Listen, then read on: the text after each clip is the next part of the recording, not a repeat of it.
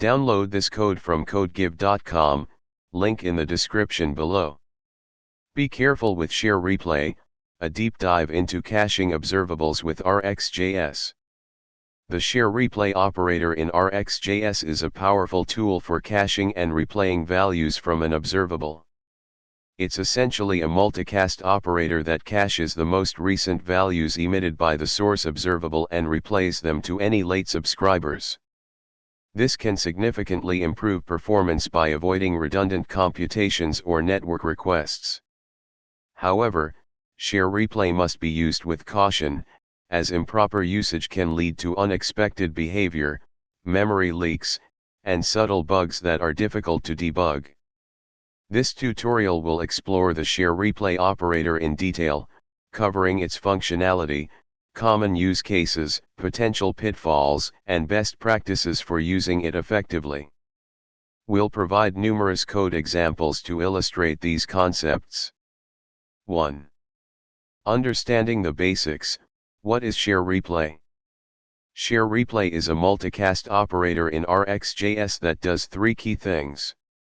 Asterisk shares the underlying source observable. Asterisk it ensures that the source observable is only subscribed to once, regardless of the number of subscribers to the ShareReplay observable. This prevents redundant execution of the source. Asterisk caches emitted values. Asterisk it stores the emitted values from the source observable in an internal buffer. Asterisk replays cached values to new subscribers. Asterisk when a new observer subscribes to the ShareReplay observable, it immediately receives the cached values before receiving any new values emitted by the source. Syntax. Asterisk buffer size, optional the maximum number of values to keep in the replay buffer. If the source emits more than buffer size values, the oldest values are discarded. Defaults to infinity, caches all values. Asterisk window time, optional the maximum amount of time, in milliseconds, to keep values in the replay buffer. Values older than window time are discarded. Defaults to infinity, values are never expired. Asterisk ref count, optional a boolean indicating whether to keep the underlying source observable alive as long as there is at least one subscriber to the ShareReplay observable. If true, the source will be subscribed to only when the first subscriber arrives and unsubscribed from when the last subscriber unsubscribes. If false, default, the source observable will remain subscribed regardless of the number of subscribers to the replayed observable. This is the most important parameter to understand. 2. A simple example. Let's start with a basic example to illustrate how ShareReplay works. Explanation. One source $. This observable simulates a costly operation, like a network request, that emits a random number after a 1-second delay. The tap operator logs fetching data to the console when the timer completes and the value is about to be emitted. To shared $, this is the key part. We apply ShareReplay, 1, to the source $. This means the source $observable will only be subscribed to once, no matter how many subscribers shared $. has. It will cache the last emitted value, because buffer size is 1. When a new subscriber arrives, it will immediately receive the cached value. 3. Subscriber 1 subscribes immediately to shared $. It will receive the random number after the 1-second delay. 4. Subscriber 2 subscribes 2 seconds later to shared $. Because of ShareReplay, 1, it will immediately receive the cached random number that subscriber 1 received. Crucially, the fetching data message will not be logged again, because source $. was only subscribed to once. Output Without ShareReplay, subscriber 2 would trigger a second execution of source $. and receive a different random number. ShareReplay prevents that redundancy. 3. Common use cases for ShareReplay. Caching HTTP responses. A very common use case is to cache the result of an HTTP request to avoid making the same request multiple times. In this example, getData makes an HTTP request to https://api.example.com/data. The result is cached using sharereplay. 1. Subsequent calls to getData will return the cached result without making a new HTTP request. This is very efficient if the data is relatively static or updated infrequently. You might also consider adding window time if the data has a known expiry time. Sharing data between components. Sharereplay can be used to share data between Angular components, particularly when the data is retrieved from a service. Both Component 1 and Component 2 subscribe to the same data $observable in the data service. Sharereplay ensures that the HTTP request is only made once, and the data is shared between the components. Here refcount, true is important. If both components unsubscribe, example by navigating away, the HTTP request will not be repeatedly made. Avoiding redundant calculations. If you have an observable that performs a complex calculation, sharereplay can prevent the calculation from being performed multiple times. The performing complex calculation message will only be logged once, even though there are two subscribers. 4. Potential pitfalls of sharereplay. While sharereplay can be very beneficial, it's important to be aware of its potential pitfalls. Memory leaks. If you don't configure the buffer size and window time parameters carefully, sharereplay can potentially hold onto values indefinitely, leading to memory leaks, especially if the source observable emits a large number of values. This is especially problematic with streams that never complete, example event streams.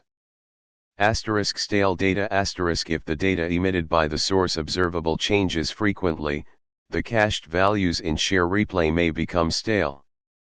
This can lead to users seeing outdated information. Use window time to mitigate this. Unintentional sharing of state. Sharereplay effectively creates a shared state. If the emitted values are mutable objects, modifications made by one subscriber can inadvertently affect other subscribers. This can lead to difficult to debug side effects. Ideally, emit immutable objects. Confusing behavior with unicast observables. If the source observable is a unicast observable, meaning it creates a new instance of the producer function for each subscriber, sharereplay can change the behavior in unexpected ways. While it still only subscribes once, the producer might have side effects that you expect to occur for each subscription. Incorrect refcount usage. Misunderstanding the refcount parameter can lead to issues. Refcount, false, default. The source observable remains subscribed even when all subscribers to the sharereplay observable unsubscribe. This can be wasteful if the source observable is expensive to maintain, example a persistent connection to a server. This is often not what you want. Refcount, true. The source observable is only subscribed to when the first subscriber to the sharereplay observable subscribes and unsubscribed from when the last subscriber unsubscribes. This is often the desired behavior to conserve resources. 5. Best practices for using sharereplay. To avoid the pitfalls of sharereplay, follow these best practices. Choose appropriate buffer size and window time. Carefully consider the characteristics of the data you are caching. If the data changes frequently, set a reasonable window time to expire the cache. If you only need to cache the last value, use buffer size. 1. Use refcount, true when appropriate. In many cases, refcount, true is the right choice. It ensures that the source observable is only subscribed to when there are active subscribers to the sharereplay observable. This can significantly reduce resource consumption. However, consider if you have a need for pre-warming the cache regardless of whether there is a subscriber. In that case, ref count, false might make sense. Emit immutable values whenever possible, emit immutable values from the source observable to prevent unintended side effects caused by subscribers modifying shared state. Use techniques like object.freeze, immutable data structures, example from libraries like immutable.js, or libraries like immer to ensure immutability. Understand the life cycle of your observables. Pay close attention to when your observables are subscribed to and unsubscribed from. Use tools like the rxjs DevTools browser extension to visualize the stream and identify potential issues. Consider alternatives. In some cases, other caching mechanisms might be more appropriate than sharereplay. For example, you might consider using a dedicated caching library or implementing your own caching logic. Consider the complexity and overhead of sharereplay before using it. Be mindful of side effects. If your source observable has side effects, ensure that those side effects are idempotent, i.e., they can be executed multiple times without changing the result. Sharereplay might cause those side effects to be executed less frequently than expected. Test thoroughly. Write unit tests and integration tests to verify that your caching logic is working correctly and that there are no unexpected side effects. Pay particular attention to scenarios where data changes frequently or where subscribers subscribe and unsubscribe frequently. 6. Advanced examples. Let's look at some more advanced examples to illustrate these best practices. Example 1, caching data with expiry and ref count. Explanation interval, 1000, emits a new number every 1 second. Take, 5, limits the stream to 5 emissions, then it completes. Sharereplay, buffer size, 1, window time, 3000, ref count, true, caches the last emitted value for a maximum of 3 seconds. If there are no subscribers, the underlying interval is unsubscribed. Output and analysis Subscriber 1 starts immediately. After 2 seconds, subscriber 2 subscribes. It receives the latest cached value, if 1 is within the 3-second window. After 5 seconds, subscriber 1 unsubscribes, and after 6, subscriber 2 unsubscribes. Because ref count, true when the last subscriber unsubscribes, the source, interval, is unsubscribed. This conserves resources. If no one resubscribes, no more numbers are emitted.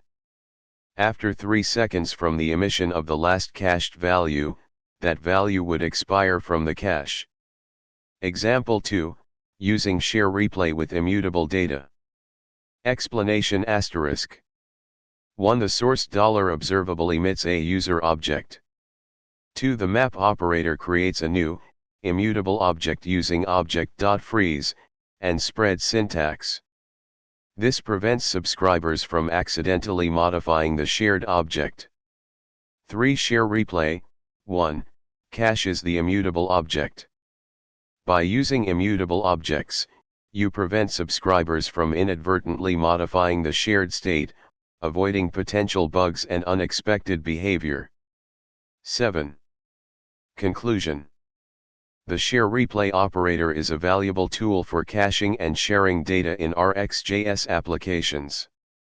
However, it's crucial to understand its potential pitfalls and follow best practices to use it effectively. By carefully considering the buffer size, window time, and ref count parameters, emitting immutable values, and thoroughly testing your code, you can leverage the power of sharereplay to improve performance and create more robust and maintainable applications. Remember to always consider whether ShareReplay is the right tool for the job and whether other caching mechanisms might be more appropriate. Always consider the trade-offs between caching and data freshness. By mastering these concepts, you can confidently use ShareReplay to build more efficient and reliable rxjs applications. Good luck! The perils and power of ShareReplay in rxjs, a deep dive. ShareReplay is a potent operator in rxjs, designed to make your observables more efficient, especially when dealing with hot observables or expensive operations. It allows you to share the results of an observable with multiple subscribers and replay the last emitted value, or a specified number of values, to new subscribers. However, like any powerful tool, it can be misused, leading to unexpected and sometimes hard to debug issues. This tutorial will delve into the nuances of ShareReplay, covering its functionality, benefits, common pitfalls, and best practices. What ShareReplay does, a basic explanation.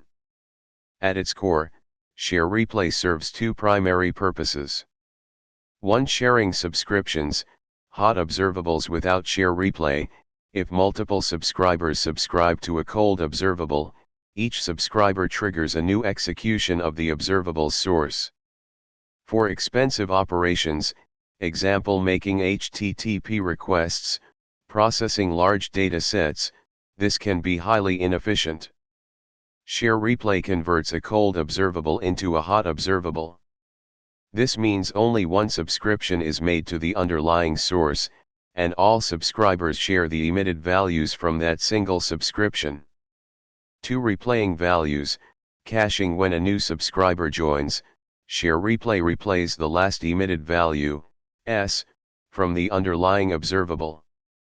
This is akin to a cache, providing immediate access to recent data without triggering a new execution of the source observable.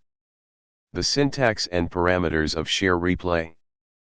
The ShareReplay operator has several overloaded versions, each accepting different parameters to control its behavior. Explanation of parameters ****. Buffersize ***, optional, the number of values to replay to new subscribers. If not specified, it defaults to replaying the last value. ***windowtime ***, optional, the maximum age, in milliseconds, of the values to replay. Only values emitted within this time window will be replayed. If not specified, all values will be replayed, subject to the buffer size. **refcount**, optional, a Boolean flag that controls whether the source observable remains subscribed even when there are no subscribers to the ShareReplay observable. **true, the subscription to the underlying source is automatically unsubscribed when the number of subscribers to the ShareReplay observable reaches 0. This is crucial for avoiding memory leaks and resource exhaustion, especially with long-lived observables like those connected to WebSockets or continuous data streams. *false, default, the subscription to the underlying source persists even if there are no subscribers. This can lead to unnecessary resource consumption and potential memory leaks if not carefully managed. *connector, optional, a function that returns a new subject, or a subclass of subject like replay subject, behavior subject, or async subject, that will be used to multicast the values from the source observable to the subscribers. If omitted, a standard subject is used. When to use ShareReplay, and why it's beneficial. ShareReplay is most beneficial in the following scenarios. 1. Expensive operations ***. You have an observable that performs a computationally intensive task, makes a network request, or interacts with a costly resource. ShareReplay ensures that this operation is only executed once, regardless of the number of subscribers. 2. Hot observables ***. You're dealing with an observable that emits values independently of subscriptions, example a WebSocket connection, a sensor reading. ShareReplay allows multiple components to subscribe to the same stream of data without creating multiple connections or independent data streams. 3. Caching data *. You want to cache the latest result of an observable and provide it immediately to new subscribers. This is particularly useful for data that is relatively static or updated infrequently. 4. Avoiding race conditions * when multiple components depend on the same data, using ShareReplay ensures that all components receive the same values in a consistent order, preventing race conditions and inconsistencies. Common pitfalls and how to avoid them. While ShareReplay is a powerful tool, it's essential to be aware of its potential pitfalls. 1. Memory leaks * failing to use refcount, true, or refcount, true inside the config object, can lead to memory leaks, especially with long-lived observables. If the source observable keeps running even when there are no subscribers, it will continue to consume resources and potentially hold onto memory. Solution * always use refcount, true when you want the source observable to unsubscribe automatically when there are no subscribers. 2. Unexpected side effects * if your source observable has side effects, example logging, updating a database, using ShareReplay can lead to unexpected or duplicated side effects if you are not careful about when and how the source observable is executed. Solution * decouple side effects from the source observable as much as possible. Move side effects to the subscription handlers or use operators like tap to execute them separately. 3. Stale data * ShareReplay caches data. If the underlying source observable doesn't emit new values frequently enough, subscribers might receive stale data. This is especially problematic with window time set too high. Solution * carefully consider the appropriate buffer size and window time values based on the frequency of data updates and the acceptable level of data staleness. If you need to ensure the most up-to-date data, you might want to skip ShareReplay and subscribe directly to the source observable, but be mindful of potential performance implications. Alternatively, add a mechanism to refresh the data regularly or when changes are detected. 4. Overcaching * using ShareReplay with a very large buffer size or no window time can lead to overcaching, consuming excessive memory. This is particularly problematic for observables that emit a large number of values or large data structures. Solution * limit the buffer size and / or set an appropriate window time to prevent overcaching. Consider using a different caching strategy if you need to store a large amount of data. 5. Incorrect subject type usage using the wrong type of subject for the connector parameter. Solution * always use a subject type that matches your needs. If you need to replay values, use replay subject. If you only need the last value, use behavior subject. If you need to only emit the last value when the observable completes, use a sync subject. Best practices for using ShareReplay. To effectively and safely use ShareReplay, follow these best practices. 1. Always use refcount, true, or the config object equivalent unless you have a very specific reason not to. Always enable refcount to prevent memory leaks. 2. Carefully choose buffer size and window time * select appropriate values for buffer size and window time based on the data update frequency, data staleness tolerance, and memory considerations. 3. Decouple side effects * keep side effects separate from the source observable to avoid unexpected or duplicated side effects. 4. Monitor memory usage * in long-running applications, monitor memory usage to ensure that ShareReplay is not causing excessive memory consumption.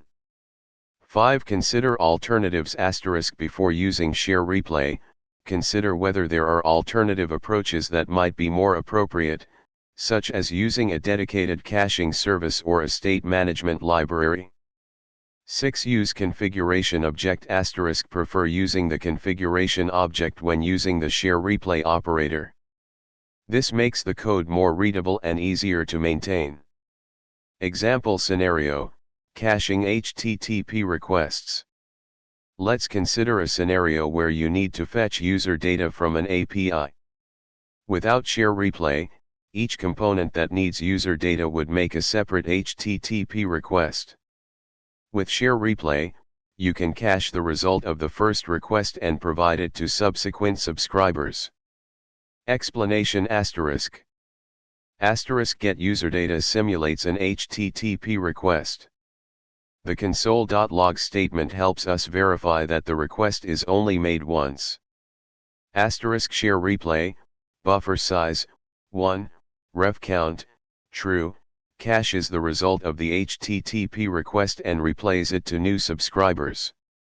Asterisk component B and C subscribe after the initial request has completed. They receive the cached data immediately without triggering another HTTP request. Conclusion: ShareReplay is a valuable tool for optimizing rxjs observables, especially when dealing with expensive operations, hot observables, or the need for caching. However, it's crucial to understand its potential pitfalls and follow best practices to avoid memory leaks, unexpected side effects, and data staleness. By carefully considering the buffer size, window time, and ref count parameters, you can leverage the power of ShareReplay while ensuring the stability and performance of your rxjs applications. Remember to always prioritize resource management and choose the right rxjs operator for your specific needs.